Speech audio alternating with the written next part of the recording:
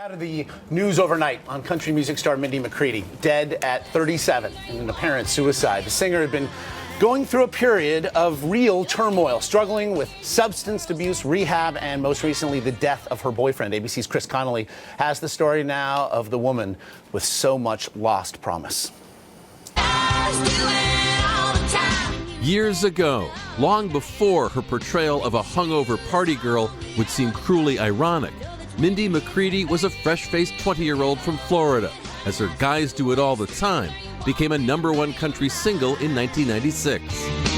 So I had some beers with the girls last night. Guys do it all the time. Her bright promise still shined through the 90s, as her debut CD, 10,000 Angels, went double platinum. But the radiance of that smile would fade as alcohol and drug dependency seized control of her life. There were 4 suicide attempts, there were several arrests, there was at least 3 trips to rehab. All put together, her career was derailed because her personal life was so chaotic. She spoke openly about her addictions on The View in 2010. When there would be some kind of crisis or some kind of painful thing happen to me, it was readily available to go and drink too much. Reality TV chronicled her struggle to get clean. When she sat down with ABC News late in 2011, McCready was hoping that she had turned a corner. I grew up in a really difficult way.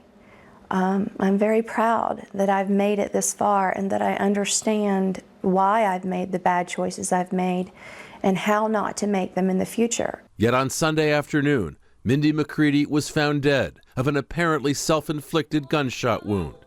She leaves behind 2 young sons and unsullied memories of a hopeful young singer who once dreamed of having it all. I'm still here.